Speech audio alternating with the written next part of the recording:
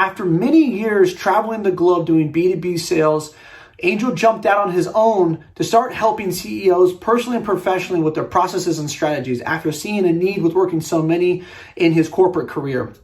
He is also the founder of Wisdom for Kids, which is a charitable foundation that helps underprivileged kids in South America. We had a wide-ranging conversation. Angel's very passionate about helping businesses. Small to medium is his particular niche where he really helps those CEOs elevate themselves and their company to the next level. So I hope you enjoy this conversation.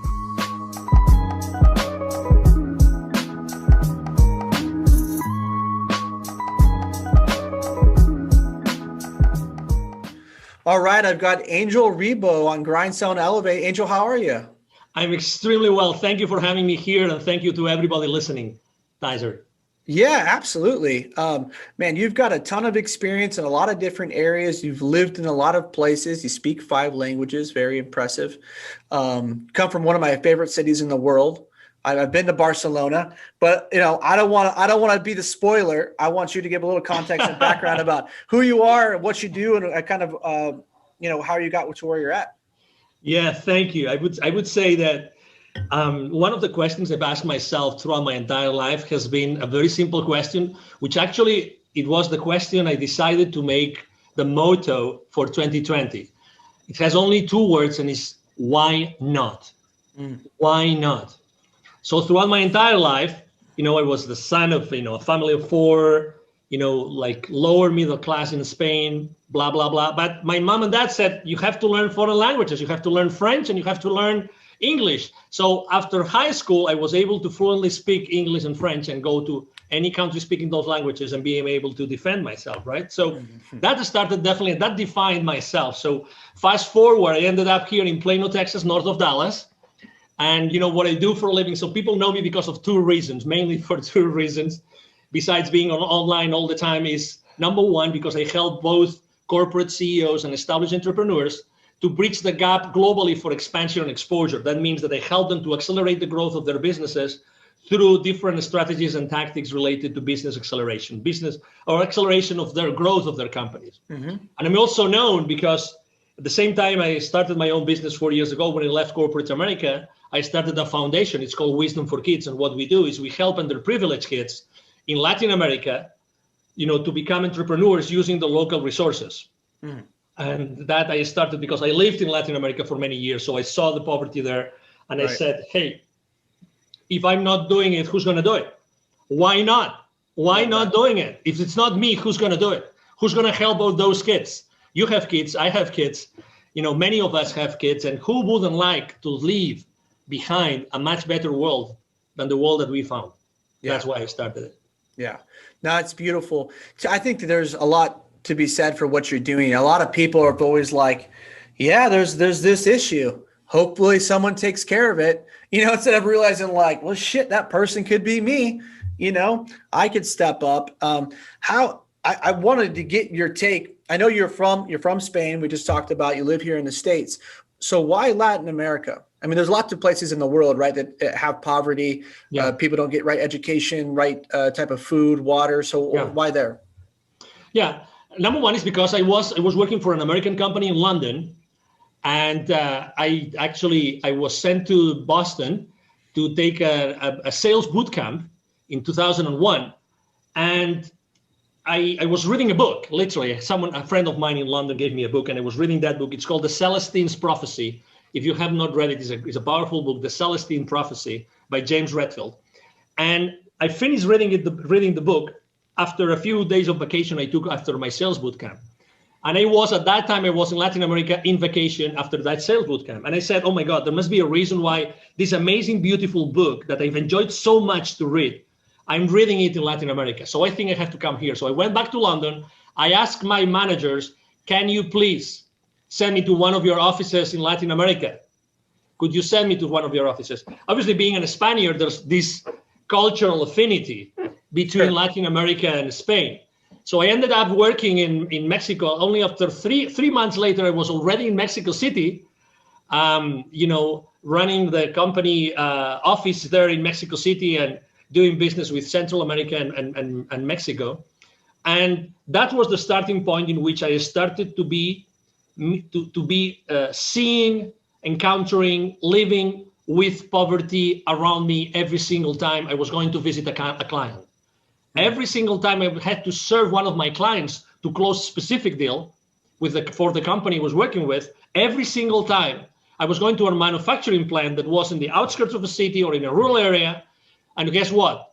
Every single time I was parking my car there were people, there were kids saying, hey, could we wash your windshield? Could we keep your car safe? Would you buy some gum from us? Would you buy a bottle of water, whatever that was? So in a matter of minutes, I was like outside those places, meeting with all those people living in poverty, those children living in poverty. And in a few minutes, I was inside a manufacturing plant, talking to the CEO, who was probably one of the most influential person in the area. So I would see this contrast every single time. So I became so sensitive about, how in a matter of minutes or seconds you can be with extremely wealthy and powerful and influential people, and you can be with completely underprivileged, no drinking water, no basic needs fulfilled kind of children. And that's why when I left corporate America, I said, I have to do something about it. Because if it's not me, who's going to do it? Right. No, it's a wonderful motto. And so what has the foundation been doing to help, or is there anything that if somebody listened to this and say, hey, yes, I see a need, how can I help, or how can I be a part of this? Absolutely. Yeah. You can go to wisdomforkids.today. That's the website, wisdomforkids.today. Basically what we do, and I love to do that. We teach entrepreneurship to kids in a very unconventional way. Okay.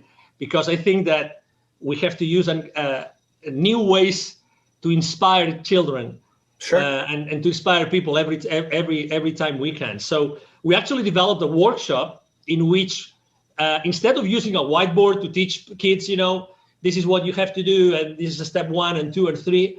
It's a workshop. It took to us almost 2 years to develop it because we have 3 different age groups, to make sure that we engage with the kids and the kids engage with us. So we connect with them at an energy level. Like we start the workshop literally dancing. We put a very powerful music and we start dancing. And the kids don't know me, don't know the volunteers, don't know anything about us. But guess what? They are kids. So what do? They start jumping up and down much more than us. They love it. Yeah. And then you see their smiles in their faces. That's who kids are. They might be, living in a I don't know, in a hut, or they actually have to deal with dirt. They don't have drinking water. But when they get to the place where we gather them and we start having this, jumping up and down in a song, they become who they are. They have no masks, in the sense that they don't have to pretend to be someone that they are not, because children are genuine. Yeah. We still have not been able to, we still haven't been able to how to say this without using the word screw up their lives, right? As society, right? So they're still genuine. They really want to have, a joyful life. So we connect at that level in the very beginning of a workshop. And from there, we dance, we play games, we sing together. And we even meditate. We use neuro-linguistic programming very, very, very specifically, because we really want to make a difference. This is the starting point of our journey with the kids, which is making sure that they understand that they are worth much more than what they think, that we help them increase their self-esteem, and that whatever they do in their lives, it's going to be all right. They need this reinforcement that regardless of where they are, regardless of what their status is, regardless if they are being tutored by someone, they are in a foster home, or they don't have a parent, maybe, whatever their situation is, whatever the circumstances, they still have a clean slate in life. They can achieve anything. They can do anything. And that's what we focus on the first stages of our journey for the kids, making sure that they know and they realize that they can do so much more and they can become whoever they want to. Yeah, it's wonderful. I think probably, I mean, it's wonderful that you're doing that for children that are underprivileged, but man, that sounds like most kids need to hear that message. I know it's something I've talked about on the podcast before that I'm really conscientious, and so is my wife, with wanting to make sure that we empower our children, to let them know that there aren't limitations. I actually had a guest on a couple of weeks ago that he specializes in helping salespeople using NLP. So I'm a little bit familiar now. But it seems like it's a super powerful tool. And if you can start to reconstruct or rewire their brains at an early age to see that there's no limitation, because so many, as you know, and I'm sure that's some of the things you probably help CEOs with, even people that are at the highest levels of business, they still have self-limiting beliefs. Oh, absolutely. Right. Yeah. Yeah. We all have limiting beliefs. It's just the nature of the beast, right? That's who we are. And then if you follow, I mean, you are blessed enough. I still remember a conversation on a podcast, an interview, that someone asked me, so what would you recommend this specific CEO? And they gave me a specific example, right? And I said, having kids as soon as possible. That was my answer. Having kids as soon as possible. Because when you have kids and you really devote time to your kids, you are completely into a different position. You are completely into a different mindset, right? Because, they are your jewel, right? They're your treasure.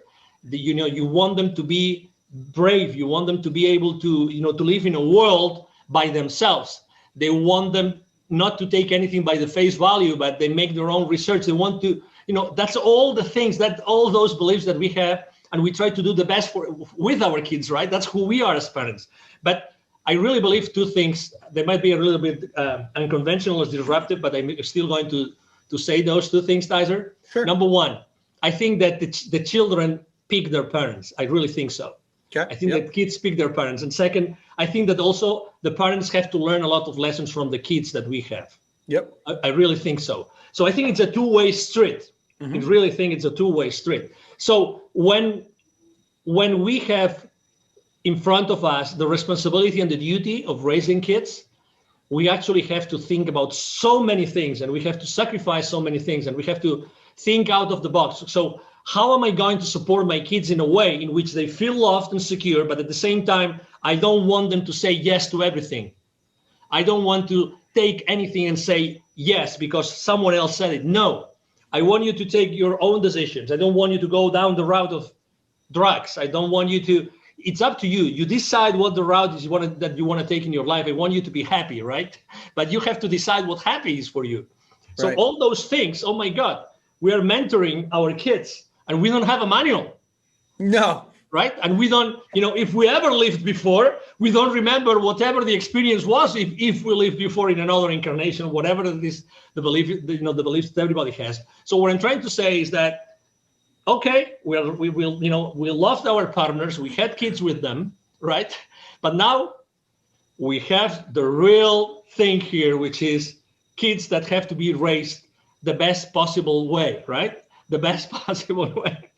So I believe that this is just an example of very obvious, and that's why it's so important to really live close by. And that's one of the reasons I left corporate America, to make sure that I was with my kids and I was able to spend a lot of time with my kids and learn from them, really literally learn from them, and not tell them that you have to do this and this and this, but, learn from them and being able to just live the life with them, just be on every single circumstance that life brings to us to learn together.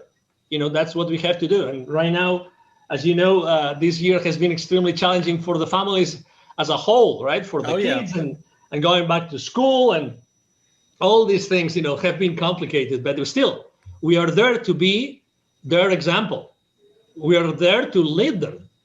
That's why it's so important. Yes, so to your question, absolutely, we all have limiting beliefs, no matter where we are. And you don't know the circumstances behind a CEO being a CEO of a large corporation. You don't know how he reached that place or she reached that place, right? We don't know how they did it. Obviously, they all have limiting beliefs. And most of them actually, obviously, they look for help, and they will look for an outside pair of eyes that can help them in their journey, whatever their journey is. Right. And so that's where you come in as the CEO Confidant, right? To try to help to reconstruct, help them to grow their business, grow their skill set, grow their minds. So basically, you're a CEO coach. Now, do you see a common? I like this analogy of looking at or the constructs.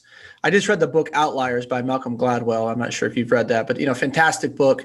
And do you see a common thread or theme among CEOs of companies? Is it there's something that the way that they were raised, or that they have, because I think people would be like, man, how do these people get to the top of an organization, right? Like what do they have that I don't, that gets them to the top to run their own, to either one, start their own company, or two, if you work for a big company, to get to the top of the company, someone like a Jack Welch, right? Like, how do you get to run a huge company like that? It's the questions that they ask themselves.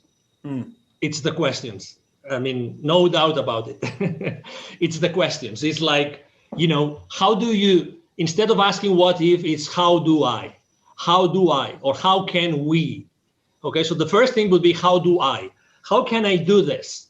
How can I do this? Instead of can I do this, is how can I do it? So it's like the why not attitude. It's like, I really, if I really want to provide this product or this service, with this product or this service to a particular audience, how can I do that in a unique way that it just had the idea of serving with, So how do I do it? How can I do it? And be relentless, taking something that I use very, very, very often with my coaching and consulting business, which is take imperfect action now. Take imperfect action now. In the entrepreneurial world, the startup world, there's something called the minimum viable product. So when you launch a business, you try to come up with a specific offer that you're going to be trying to proof test in the market. So these people consistently go to the market with a very, open set of eyes and ears to listen what the people are going to say about their ideas immediately. So they don't wait they start taking action immediately. And they ask, how can I do this? How can I do this? How can I do this? How can I do this? And second, I think that they are much more smart in using the resources. Okay, we have been brought up, and that's something I'm fighting for with my own kids' education, which is collaboration. Collaboration.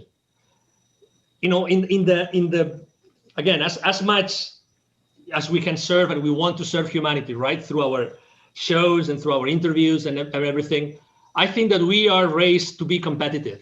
We are raised with a mindset of scarcity, to be honest, with all due respect to everybody. Sure. Okay. With a mindset of, for me to have, I actually have to subtract or have to steal or have to take away from someone else.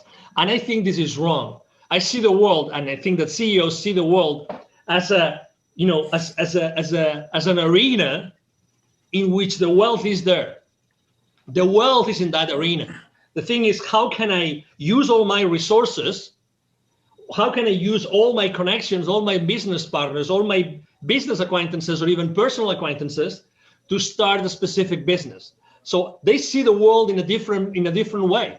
They see the world that they have a lot of resources available, and they keep on looking and reaching out to those resources to build up value for what they offer to the market. That's why, summarizing in two questions, right, is how do I do that instead of can I? How do I do that, and who can help me do this? How can I go from where I am today to where I want to go? And let me give you an example. Sure. I was having a conversation with the director of the business accelerator of the Babson College. Babson College is one of the top universities in the country. They rank number one. Their entrepreneurial program ranks number one consistently every single year. Those university rankings, the Babson College in Massachusetts. Okay, so I was having a conversation, and she was telling me, that was already like 4 years ago, I think. And she was telling me, right now, with 10, 15 grand, you can set up the foundation of a very strong, even global startup that will change the world forever. 5 or 6 years prior, you would need literally $150,000, $250,000, $300,000 to get off the ground with anything. So I'm just trying to tell everybody listening to us today is that they already have the knowledge and the experience really to launch one of those disrupting, ventures that they always wanted to do. They just have to come into terms with themselves and say, hey, I want to do it. So these people out there that they ask the right questions are not that far away from a mindset perspective from us. The difference is that they take action, and they take imperfect action immediately, no matter what. No matter what. Obviously, those CEOs, they still have to go to the principal's office, like they have to go to the board. Right. Obviously, because they have to make sure that they are giving back. Obviously, the shareholder value has to be there, and he's accountable to the board and everything. But still, he's still the visible head of the company. And then the other challenge is, how do I make sure that everybody in my organization is fully aware of the business, of the consequences of their business decisions, right? And then there's another set of skills, which is how to lead my company. What's the best way that I can keep on growing those systems, those processes, and these people that are working with me to make this, a large corporation, if that's what I want to do. I want to stay on that, taking imperfect action, because, man, there's so much to be said for that. Because so many people, they feel like, I made a whole video a couple months ago how perfectionism is the enemy of money, right? Because so many people get so caught up. They got to have my T's crossed, my I's dotted. I got to do all of my research. I got to have a 60-page business plan with everything spilled out. I got to read all the books. I got $10 seminars, and then maybe I can start. And I've not been that way. I've more like, even when I started this podcast, I'll be honest with you, Angel, I started this podcast. I literally got on and I just started talking. And I told my wife, and she's like, well, like, how do you know what you're doing? I go, I fucking don't. Like, I don't know. Awesome. I'm just going to start it, and I'm going to see where it goes. I'm going to figure this shit out as I go. So it's wonderful that you're talking about that, because so many people don't. Now, why do you think that mindset is different with the CEO versus someone who would want to be a CEO, or someone who aspires? Well, what holds them back from just going for it? Well, because they don't have the certainty that they're going to succeed, and they expect social proof, and they have to take risks. One of the CEOs, it's like, I always say, I've been in business development and sales for my entire life, and obviously this is a podcast that resonates with this message a lot, right? So, but I always say the same thing. If I was hired tomorrow by a large multi-billion-dollar software corporation or any other corporation, and I had to have my first sales call the day after, I wouldn't be afraid. I wouldn't be afraid. You know why? Because as far as I know the benefits, as far as I know what I can provide and what kind of issues I can help my clients to solve, I don't need anything else. I really don't need anything else. Am I going to make mistakes? Oh my God, of course. But probably I will be with someone else in that call, right? So what I'm trying to say is that we already have everything that we need inside of us. But we are afraid of making a step that, people are going to be laughing at us, or we're going to make a big mistake, or, and then we will never be able to recover. So these CEOs, they already have the certainty. I do have the certainty. I have the certainty that I have a safety net. And I'm not talking about financially. I'm talking about that regardless of what I do, I will never be able to screw it up so much that particular sales call, counterpart will never call me back again. Right. Because of who I am. I'm respectful. My mom and dad, invested a lot of time in me and being, good manners. I am loving and caring.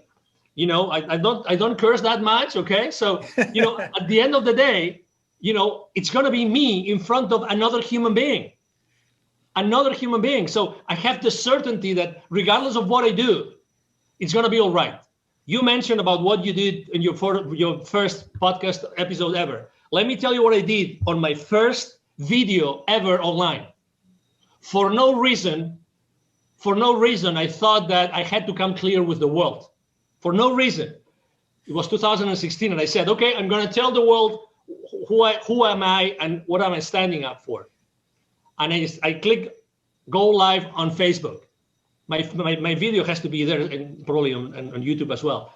And I just explained who I was, what I was doing, and why I had founded, Wisdom for Kids, blah, blah, blah. when I hit stop broadcasting on Facebook, I started to cry like a baby. Oh. Like a baby. Like, oh my God, what a stress. Thousands of people, well, I mean, it was pretty pretentious, right? Thousands of people are going to watch this video. It's out there. Anybody can see, and they will see this crazy guy out of the blue saying all those things that made no sense because it was my first video ever. You name it. But it was my first video ever, and I will never forget it. And I just like came into terms with my own life, my new life of entrepreneur, so it was kind of, a trauma in some sense, right? But also it was like a relief. Sure. That's probably why I cried. I probably cried of relief of saying, oh, I've done it, right? So it's just, we have been taught security is number one. Don't take any risks. Play safe. Yep. Play safe. If you knew, that's a wonderful question that probably you have asked, or you have heard you have asked yourself, or you have heard other people asking themselves is, if you knew that it's impossible for you to fail, what would you do today? Right. What would you do today? So as far as you are in peace with that, then there's nothing that you can fail on. Not honestly. No, I totally agree. I'm going to read this to you. I haven't done this before, but I called one of my friends called me last night, and he's about 10 years younger than me. Awesome. And we were chatting, and I sent him this, he's doing financially, he's doing very well. He's got 6 figures in cash saved. He's killing at his job. And he called me, he goes, hey, my dad told me this, my friends are telling me this, and I feel like I'm not doing well enough. And, this is kind of where I'm at. And so I texted him this morning. I said, hey, I'm super proud of you. Incredible. You've saved X amount. Know whatever decision you make with anything in life, it's never wrong. This is only an experience. Exactly. That was my message to him. I think a lot of people need to hear that like, you can't fuck it up. No, you can't. You know what I mean? No. So like the idea you have, execute. Exactly. Go. Just do it. See what happens. If it doesn't work out, at least you know. Absolutely. Right? At least you know. And I'm having chills. As you're saying it, I'm having chills. Because you know what happened? I did even worse. After shooting my first video ever on YouTube, on Facebook, you know what I did? I took the link and I emailed all my contact list. That's wonderful. Love it. Two things happened. Number one, obviously I had the statistics, who opened, who didn't open. I don't remember the statistics now, but I will never forget this answer. Never forget this answer. Someone sent me an email saying, that's the most stupid video I've ever seen. That's the most stupid video I've ever seen. That was probably the first lesson ever. I had a budget. I was dealing with budgets on marketing, but that was probably a very interesting marketing lesson for me. Right? Because I said, oh, wonderful. I'm doing something good. If someone is telling me that that's the most stupid video you've ever received. Right? Actually, I think I kept that email but again, so what? Obviously, if I was judgmental, I would have answered to him, have you ever shot a video yourself? Can you please show me how many times have you done this? How do you feel? Why did you do it? What was the outcome? The second thing that happened to me is that the tool I was using to send emails, unfortunately, they blocked me forever. So I actually had to change, this online marketing, tools that you use, that you follow certain path, certain, techniques to send the email. So I sent too many emails. So actually I was blocked for life on that platform, but that's okay. Those were like 2 or 3 lessons learned, and I exposed myself. But at the end of the day, I'm still alive, Tyzer. Right. I'm alive. I'm alive. It's like I'm a real person. You're right. Exactly. I have survived.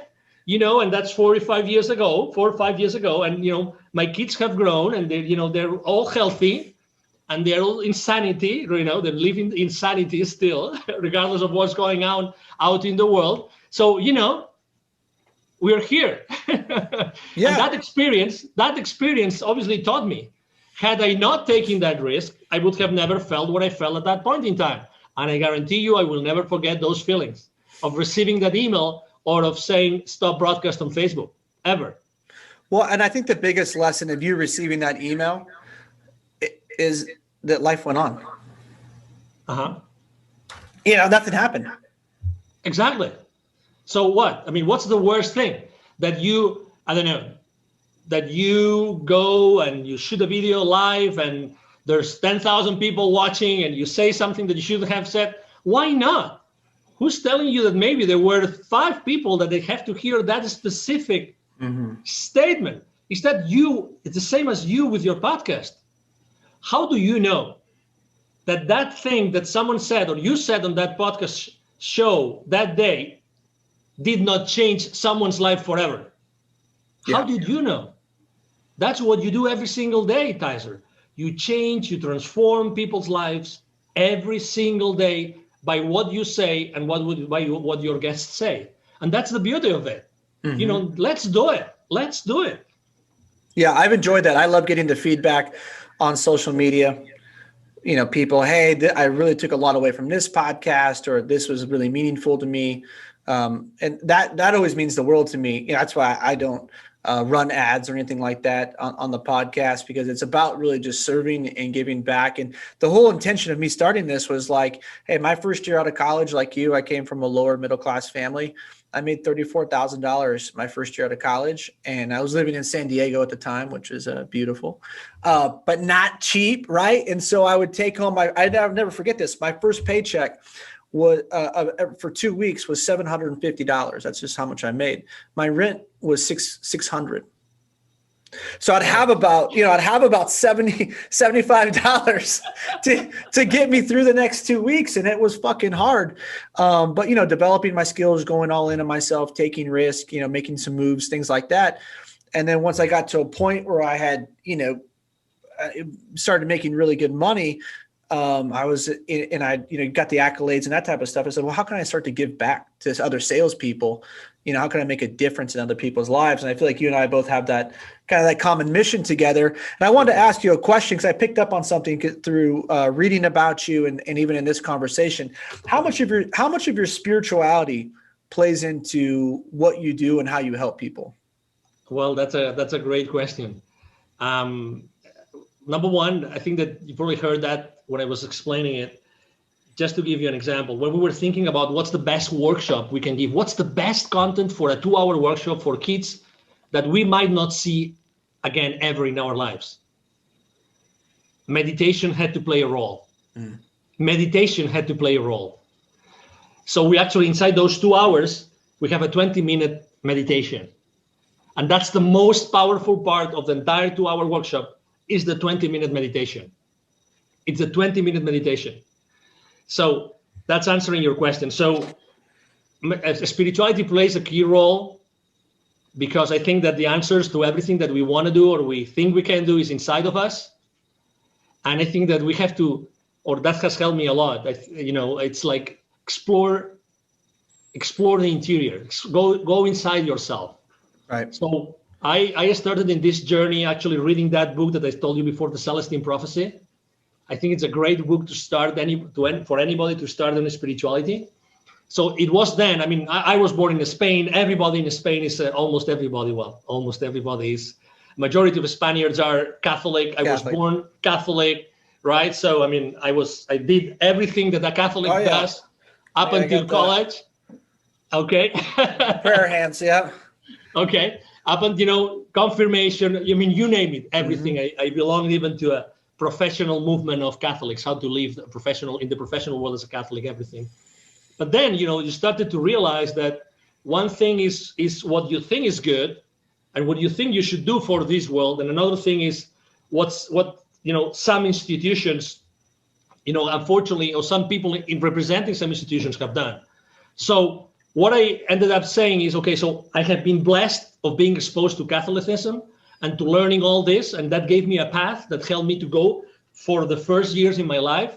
I will never forget who I am. I will never forget all these teachings, but I have to open myself as I am opening to other geographies, I'm opening to other CEOs, other companies, other countries, other continents, I have to open to other avenues of knowledge. And that's how I started to, go inside other ways of thinking from a spiritual perspective. So spirituality plays a very important role in my life, very important role. I believe that, it's like sales, we haven't talked about this, but I see myself like sales have a very, literally sales have a very important ingredient, very important spiritual ingredient and an energy related ingredient. I always say that sales is just an exchange of energy. And the way I see generating wealth is the exact same thing. Generating wealth or generating business is the exact same thing. I think it's spiritually based because we are spiritual beings. You mentioned experience, right? I mean, you've probably heard this too before.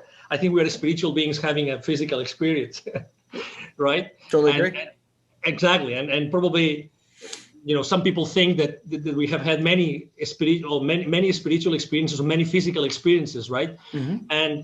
And I became extremely sensitive about the spiritualism when a TV network in Spain hired me to expand their business internationally by doing interviews, interestingly enough. And their target audience was people open for different avenues of spiritualism. So I started to interview people in the spiritual world. And when you start interviewing people in the spiritual world, you suddenly start being curious and asking yourself more questions. One of the series I remember the most was I did a series, I think it was 12 different episodes, interviewing people that had near-death experiences. Okay, so for someone like me, business-oriented, Catholic, computer engineer is my master's degree. Okay, so I'm kind of very ground to earth. Imagine start being curious about all those things, asking questions. Okay, so tell me your experience, right? Tell me your near-death experience. Well, I mean, after 12 people, I guarantee you there will be some questions that you will start asking yourself, right? And you will start looking for answers.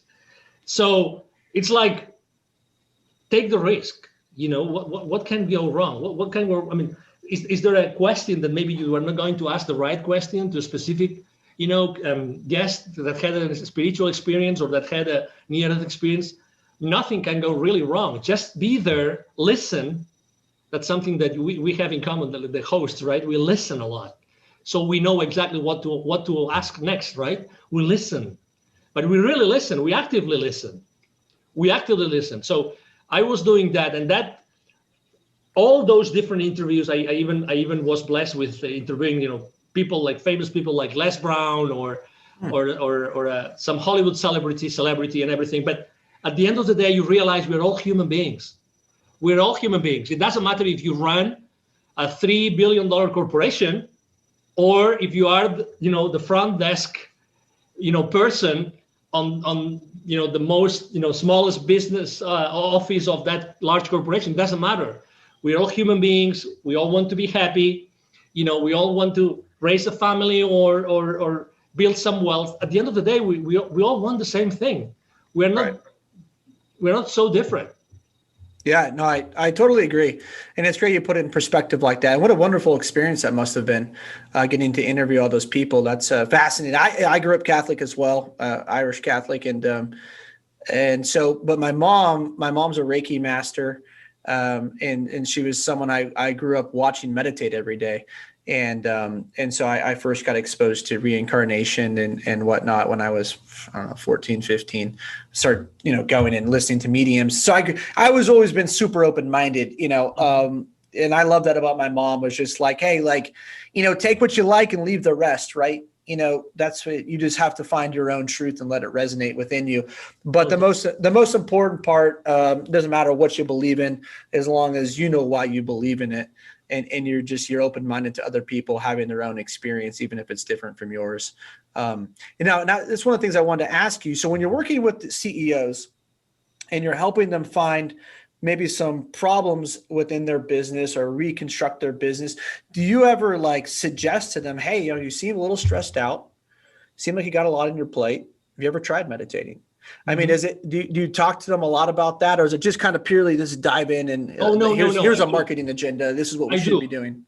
No. Actually, it's funny because eventually my clients ask me. I mean, I start typically with consulting or training, and then they ask me to be their confidants, or they ask me to be their coaches because of that, because of the questions. Because I really believe that coaching is much more powerful than consulting.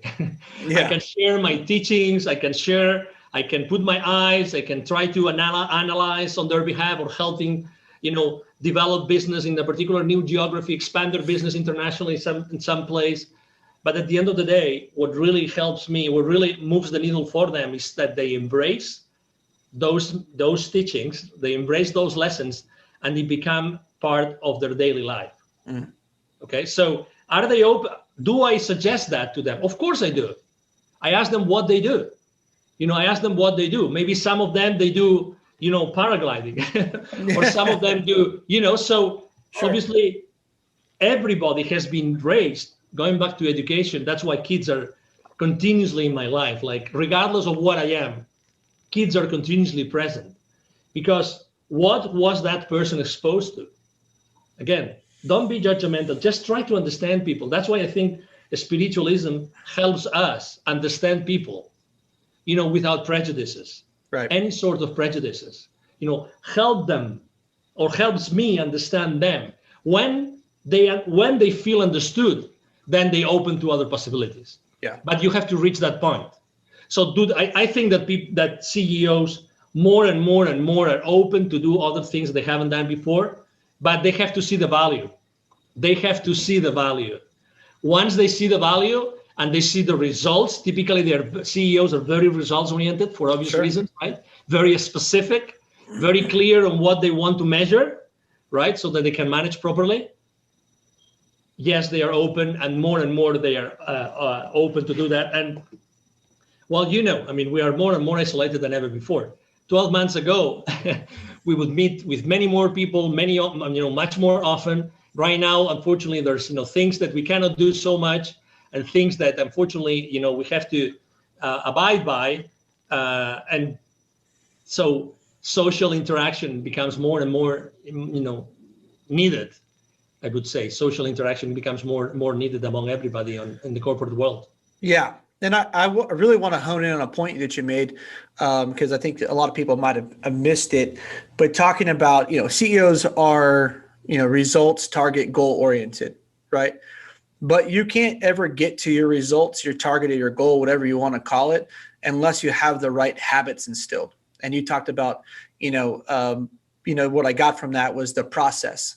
And it's making sure that once you have the right habits in place, it'll facilitate the right results. And a lot of people don't take account of their habits, and then they don't get the right results. And so sometimes they may need that 20-minute break of meditation. And I think that's even with children, it's getting them to have to, at a young age, start to be conditioned with the right habits, with the right mindset. And then it opens them up to all kinds of possibilities. And so I just kind of wanted to go back to that. And is that something that you work on a lot with them, is how to structure a day, routine, habits to build strength upon? I think that's a great question. I would say that people that have reached that level, they already have developed very strong habits, very strong habits. The space that spirituality covers in their lives might be covered by something else. But still, to your point, yes. Obviously, building additional habits takes time.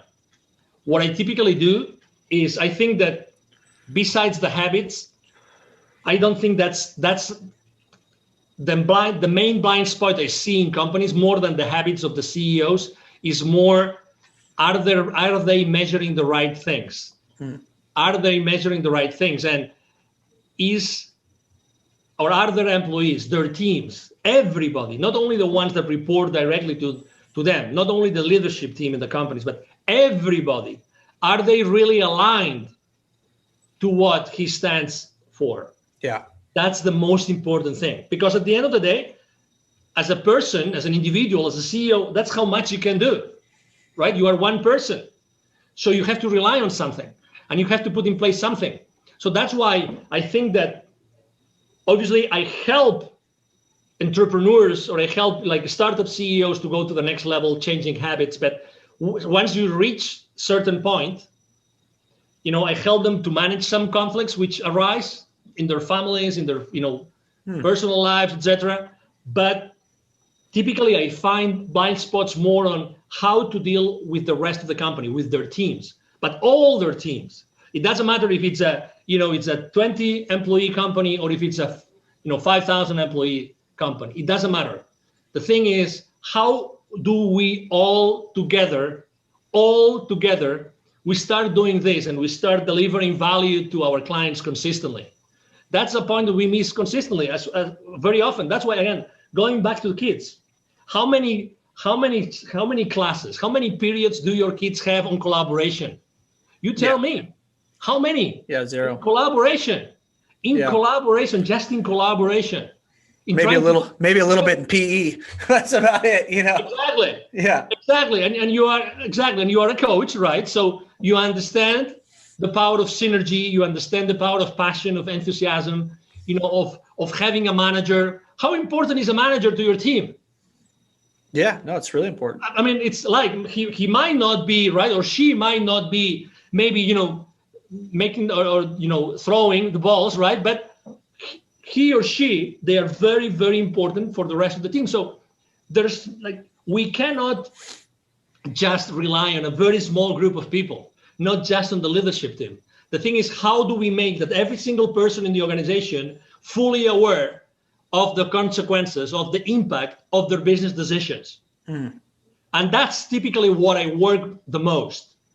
Helping the business leaders understand and impact that side of their business. Let's make sure that your entire organization is mostly aligned to what needs to be done. Right. To eventually provide the shareholder value that your shareholders want, because they invested in you, right? So you are reporting to this board because you are also reporting this value that you have to bring back to the shareholders. Yeah. The thing that kind of struck me that I don't see often enough in a way that's done correctly is, Jocko Willink. I'm not sure if you're familiar with Jocko. No. He has a leadership and consulting firm. He got a great podcast. He was a former Navy SEAL. And he talks about, so a lot of his experience when it comes to leadership consulting is based around this idea of the military works so well because you have all kinds of different ranks, right? But they always have a common mission. And everybody on the team understands what the mission is and how they contribute to it. And so often, like corporations and companies, it doesn't matter the size, just don't fucking get that. They may have some fluffy mission statement out there that 80% of their fucking employees don't even know.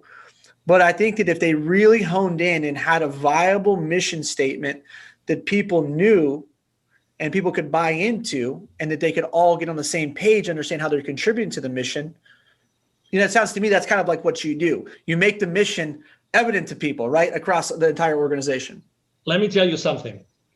Not only they have these fancy missions in the main, meeting room or, the front desk, the hallway, whatever, they make their employees to learn it. Yeah, I know. Yeah. They make their employees to learn it. And sometimes, or unfortunately very often, it's so difficult to learn it. It's so difficult to learn it just because the wording, just because of the message, so I really believe that the number one goal of a mission is that it's engaging for the employees, because they are the ones who are going to be delivering the value to the suppliers, the vendors, the business partners and the clients, right? So if a mission is so complicated that people have to memorize it, it's a wrong mission. Oh my God. I remember, I will never forget that company. The mission was so complicated with so many terms, none of the terms was obvious, was evident, was so difficult to learn.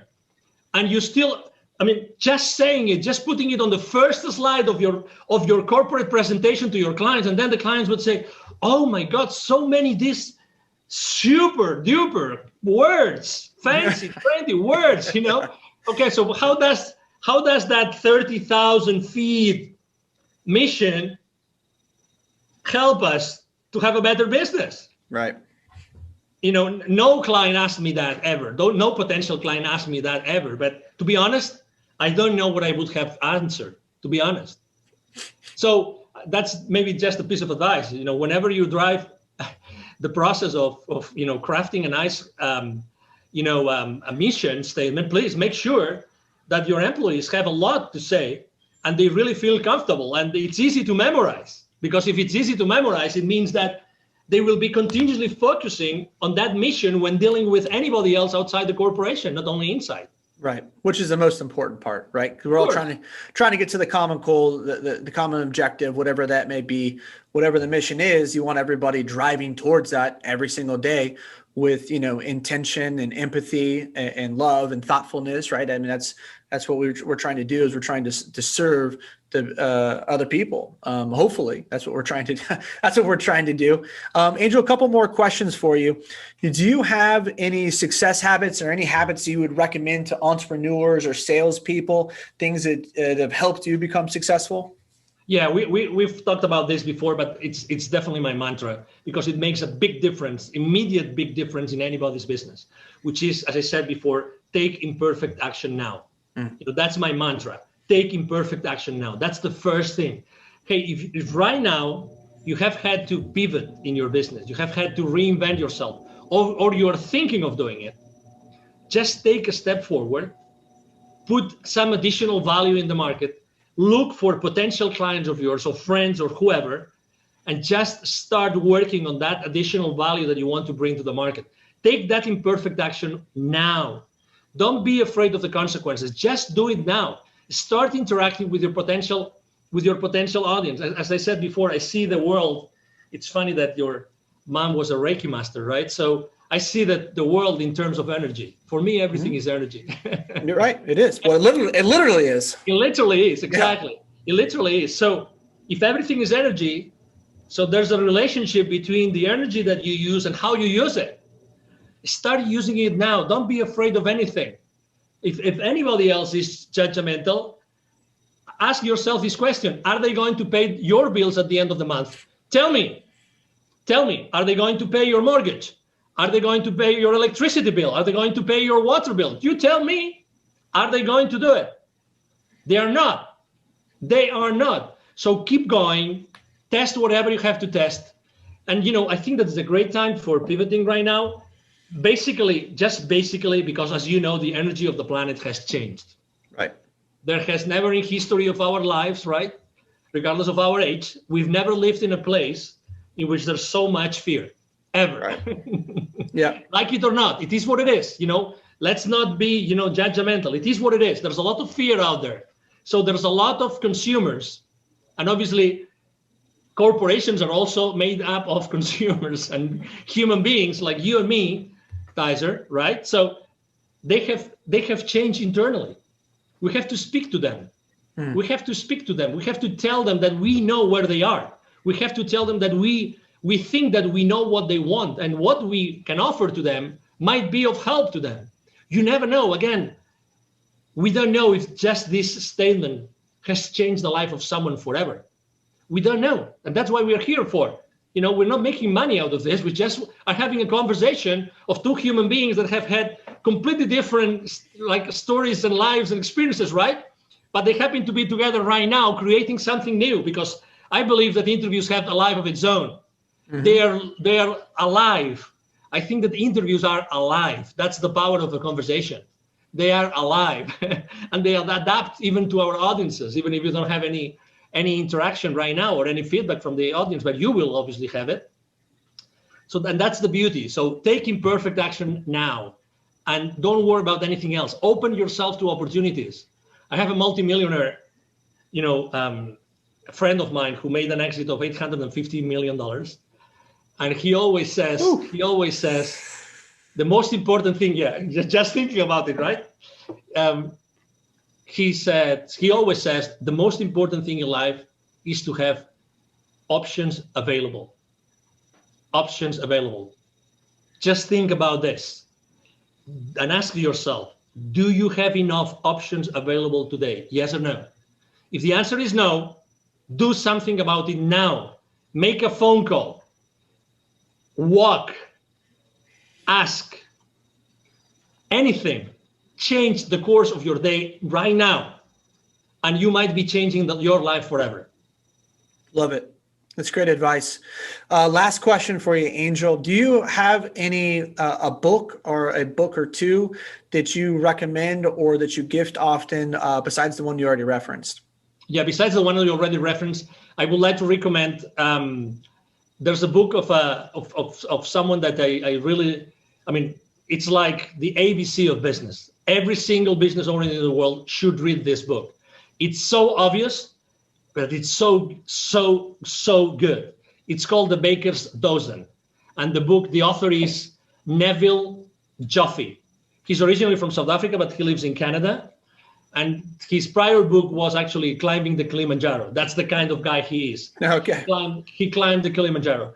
So it's about, the Baker's Dozen is about basically the 12 recipes, the 12 business principles that everybody should be aware of to conduct a proper business.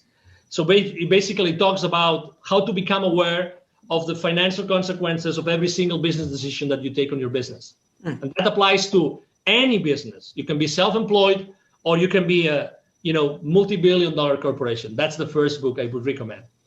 And the second book I would recommend is from actually a gentleman called Dr. Joe Dispenza. Probably you've heard of him, Dr. Joe Dispenza. Yep. Okay, good. So the book called Supernatural. Supernatural. It's an amazing book. I mean, you can get it also on audiobook. Supernatural by Dr. Joe Dispenza. I think that he brings a lot of light about, who we really are, what are limiting beliefs, and the importance of breaking the habit of being yourself. And I think it explains it great. It's a great book. It's a great read. It takes a while, but it's like so eye-opening. So eye-opening. I've been blessed of even attending some of his courses. Oh wow. And events. And what you're going to learn on that book, it's going to blow your mind away, and it's going to help you in your life to understand better who we are as human beings. Good. Wonderful recommendations. I haven't read the first one. I'm familiar with Supernatural. It's my wife actually, she was doing her a yoga certification a couple years ago, and it was part of her class reading. And so she knows I'm into spiritual books, so I end up picking it up. And I've seen many of his interviews on Aubrey Marcus, and I don't know if he's been on Rogan, but he's done the podcast tour, so you can find a lot of his content out there. It's phenomenal. So great recommendations. And Angel, where can people connect with you at? Yeah, thank you. The easiest way is to go and send me an email. I respond to 100% of my emails. So it's very easy. The email address is angel, as in heaven, angel, at angelribo.com. Angel Ribo spelled like R-I-B as in boy, O. Angel at angelribo.com. And I'm online, very active online. I also respond to every single message online. I'm very active on LinkedIn.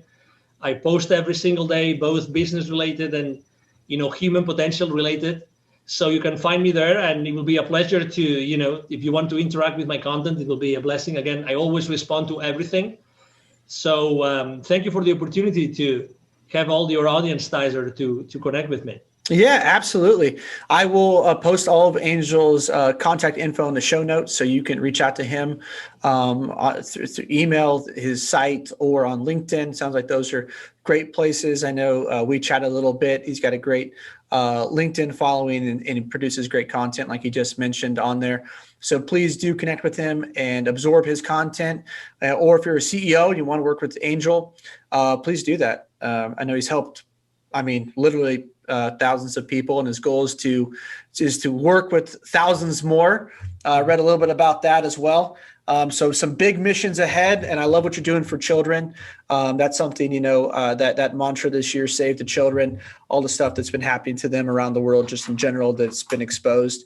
I've donated money to it. So I commend you for what you're doing to help children. Literacy is everything in the world to get them to where they need to be and out of poverty. So thank you. I just want to acknowledge you and say thank you for your work you've done. It's very selfless. And thank you so much for your time today. Absolutely. Thank you for the opportunity, Tyzer, and thank you everyone listening.